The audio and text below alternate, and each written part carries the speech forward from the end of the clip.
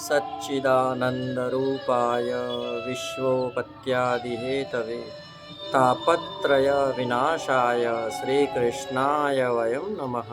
श्रीकृष्णाय वयं नमः। श्रीकृष्णाय वयं नमः। पुष्टिमार्गीय सर्वज्ञ करुणारसपूरितः श्रेष्ठफलप्रदाता च तस्मै श्रीगुरुवे नमः। तस्मै श्रीगुरुवे नमः।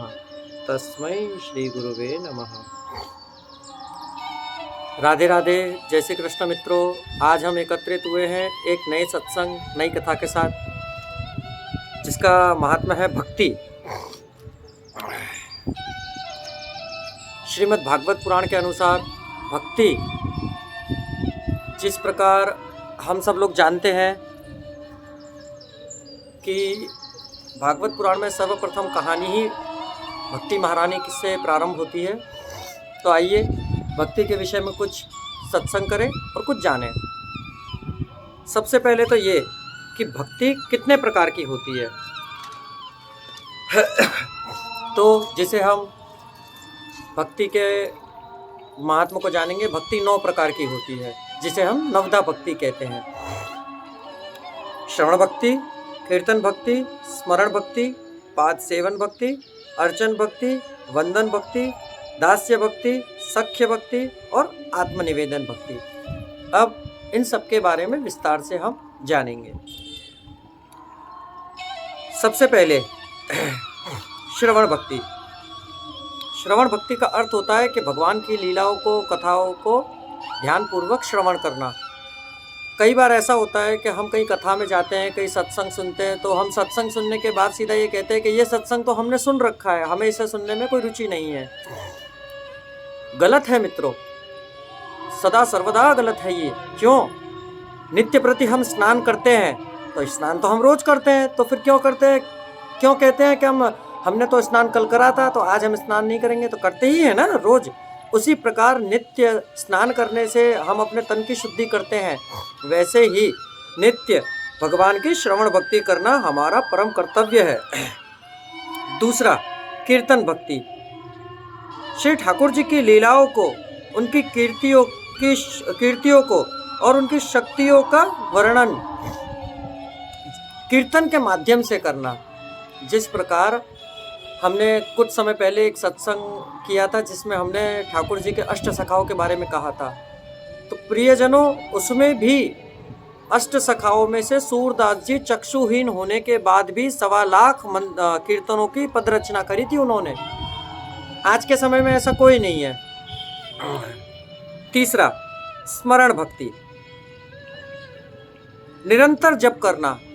निरंतर जप करने का अर्थात कि जब हम एकांत में बैठे हों, काम कर रहे हों, कुछ गाड़ी चला रहे हों या कहीं ट्रैवल कर रहे हों या कुछ भी कर रहे हों, तब हम मोबाइल को लेकर यूं करते रहेंगे। उससे अच्छा हम प्रभु का नाम का स्मरण करें। इसको बोलते हैं स्मरण भक्ति। जिस प्रकार कबीरदास जी का एक दोहा है, दुख में सुमिरन सब करे, सुख में करे न कोई, जो दुख में सुमिरन करे, क्षमा, जो सुख में सुमिरन करे तो दुख काहे को होय। तो इसी प्रकार अगर हम प्रभु का जिस प्रकार दुख में सुमिरन करते हैं, अगर हम उसी प्रकार सुख में सुमिरन करने लगे तो दुख ही क्यों आएगा। चौथा, पाद सेवन भक्ति। पाद सेवन का अर्थ कई लोग जानते नहीं है, इसलिए हम आपको बता दें। पाद सेवन यानी कि चरण वंदन प्रभु की। हम ठाकुर जी की चरण वंदन, चरणों की सेवा करें। क्यों? कि हमारे इन कलयुगी चक्षुओं में इतना सामर्थ्य है ही नहीं कि हम प्रभु के मुखारविंद का तेज सहन कर सके। पांचवा, अर्चन भक्ति। अपनी रुचि के अनुसार किसी भी स्वरूप को पूजा करना, अर्चन करना, उनकी आरती करना, धूप दीप करना, नैवेद्य करना। छठवा, वंदन भक्ति।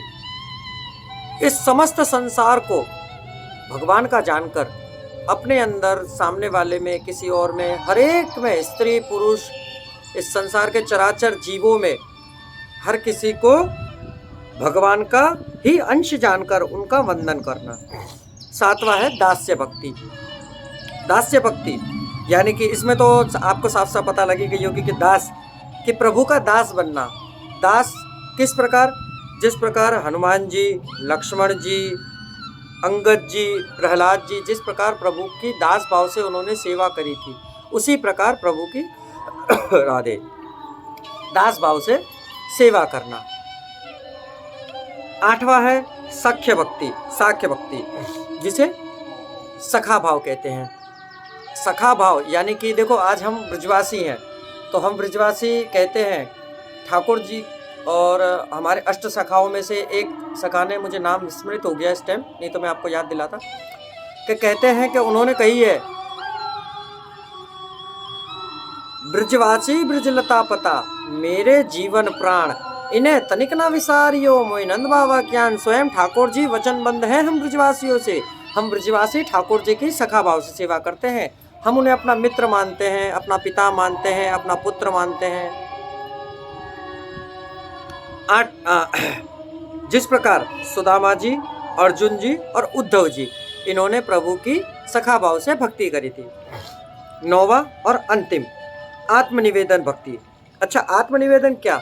आत्मनिवेदन का अर्थ होता है संपूर्ण समर्पण, संपूर्ण समर्पण, कि हम अहंकार रहित होकर प्रभु के सक्षम जाकर कह दे कि हे प्रभु, हमारे अंदर अब बिल्कुल भी अहंकार नहीं है, हम अहंकार रहित हैं, और अब हम आपको अपना आत्मसमर्पण यानी कि आत्मनिवेदन कर रहे हैं, उसे बोलते हैं आत्मनिवेदन भक्ति। तो प्रियजनों, इस प्रकार आत्मनिवेदन भक्ति के साथ 9 प्रकार की भक्ति हुई, जिन्हें हम एक बार फिर से आपको याद दिला दें। श्रवण भक्ति प्रथम, कीर्तन भक्ति द्वितीय, स्मरण भक्ति तृतीय, पाद सेवन भक्ति चतुर्थ, अर्चन भक्ति पंचम, वंदन भक्ति षष्ठ, दास्य भक्ति सप्तम, साख्य भक्ति अष्टम और आत्मनिवेदन भक्ति 9।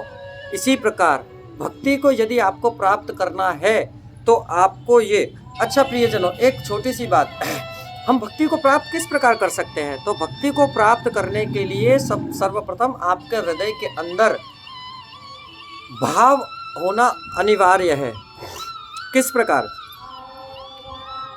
जिस मनुष्य के हृदय में भाव ही नहीं है, वो भक्ति को किस प्रकार प्राप्त कर सकता है? सर्वप्रथम आपके हृदय में भाव नाम का एक अंकुर डालिए, और वो भाव किस प्रकार आएगा? तो वही नाम से। कलयुग केवल नाम आधारा, सुमर सुमर नर उतरहि पारा। एक नाम मात्र से आपके हृदय में भाव प्रकट होगा। जिस प्रकार आप एकांत में बैठे 2-3 घंटे मोबाइलों को यूं यूं यूं यूं करते रहते हो, उसी प्रकार सिर्फ एकांत में बैठे 1 घंटे नित्य प्रति नियम बना लीजिए कि नित्य प्रति आपको 1 घंटे भगवान के नाम का जप करना है। चाहे आपका भाव हो या ना हो, आप 1 घंटे भगवान का स्मरण कीजिए, तो देखिए आपके हृदय में भाव प्रकट होगा, और उसी भाव से आप भक्ति को प्राप्त कर पाओगे। और जब भक्ति आपको प्राप्त होगी तो ज्ञान और वैराग्य आपके पास ऑटोमेटिकली आ जाएंगे। अच्छा, ज्ञान और वैराग्य भक्ति के ही पुत्र है। श्रीमद् भागवत गीता के अनुसार जब श्रीमद् भागवत गीता जब प्रारंभ होती है, भागवत कथा, तब उसमें सबसे पहली भक्ति महारानी की ही कथा आती है। नारद जी जिनका उद्धार करने के लिए जाते हैं, आप तो सब जानते होंगे। तो इतने सत्संग के बाद हम आपसे विदा लेना चाहेंगे। जय श्री कृष्णा, राधे राधे। दास का प्रणाम स्वीकार करें। यदि आपको कोई प्रश्न हो, मन में संशय हो, तो हमें कमेंट करके ज़रूर बताएं। और आपने यदि हमारे चैनल को सब्सक्राइब नहीं किया है तो चैनल को सब्सक्राइब कर ले और बेल आइकन को दबा दे, जिससे हमारे नित्य प्रति के वीडियो आप तक पहुंच जाएंगे। और हो सके उतना बने इतना इसको शेयर करिए, जिससे लोगों में भक्ति जागृत हो। क्योंकि हमारा तो एक ही लक्ष्य है, सनातन को ऊंचा लाना, सनातन संस्कृति की ध्वजा को फहराना पूरे विश्व भर में। जय श्री कृष्णा, राधे राधे।